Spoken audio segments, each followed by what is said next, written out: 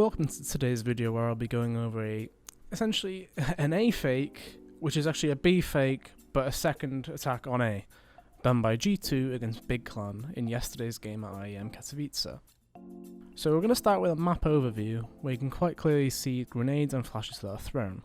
So the main thing I want to highlight during this map overview is the way, so the first set of smokes they throw are the smokes towards jungle and connector, or jungle and stairs rather. It covers off that entire area and it slightly pulls the CTs. But then Hunter is on the other side of the map selling another fake, which makes the big players actually rotate more. So you can see tabseN, he's towards kitchen, syrsoN's not quite moved, but Keto is isolated, he gets taken down for free and is already a 5v4. It is worth noting they do lose this round, but ultimately I do think that is down to some incredible shots as well as unfortunate timing. The first player we're going to go through is actually Hunter, so he's the man tasked with essentially selling the second fake. So he's going to be throwing pretty much every single grenade he has. He has 2 flashes, smoke, Molotov, he throws everything in, just enough to sell the fake. So you can see top right, this is a nice little POV we've added. This is basically to show what the CTs do in retaliation, and you can quite clearly see they throw a lot of their grenades as well as actually having to check a bit. They do quite well in checking early, but unfortunately it is always going to be too late as Keto gets taken down to the other side of the map.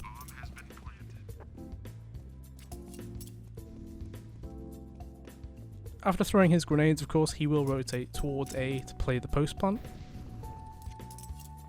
It is worth considering that it was a default plant, and NiKo had already died in Palace.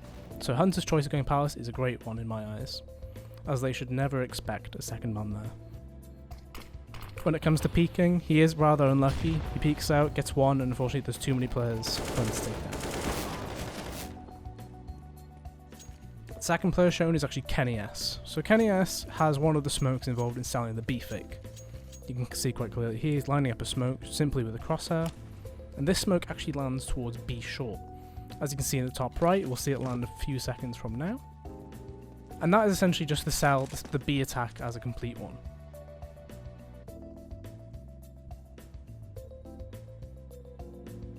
As the AWP on an actual A take, there isn't too much for you to do other than scope out the close angles here.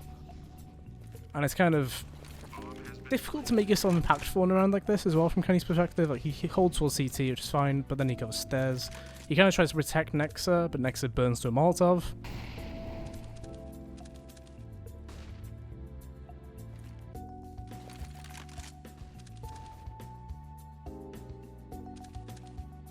And ultimately, he ends up getting smoked out at ramp in the situation, which was like, what, I think it was a 1v2, and there's not much he can do, so he just saves.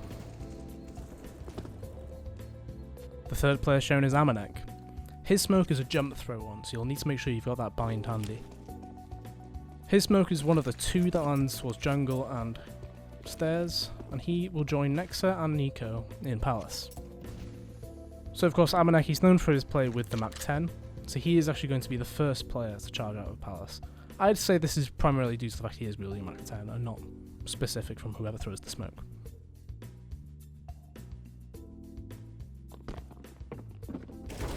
He gets rather unlucky in the sense that the smoke is fading as he gets around the corner and pulls out his grenades. The fourth player is nexa. He throws the other smoke towards jungle and stairs, and he then joins up with his fellow teammates in Palace.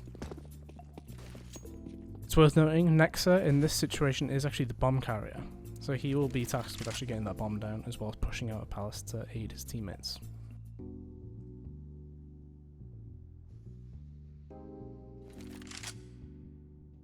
So again, it's worth noting, I'll be saying this quite a bit in this one, I do feel they were very unlucky with this round.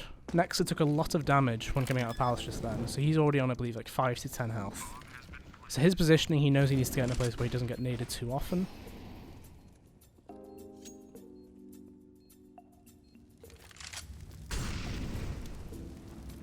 Unfortunately for him, it spreads completely. The final player shown is NiKo. NiKo actually uses just a flashbang at the start, which is just to sell the original A attack. After that, he gets into Palace and waits for his teammates to join up.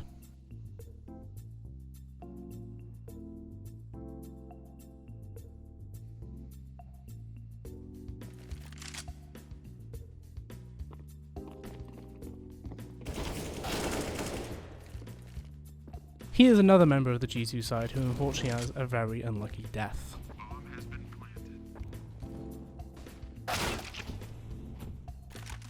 So this is the POV of syrsoN, as well as the POV showing what happened to Nexa. And you can see this is why NiKo's death was very unfortunate. Halfway through the smoke, but also a flick shot through the wall. And of course, the third person POV of Nexa burning.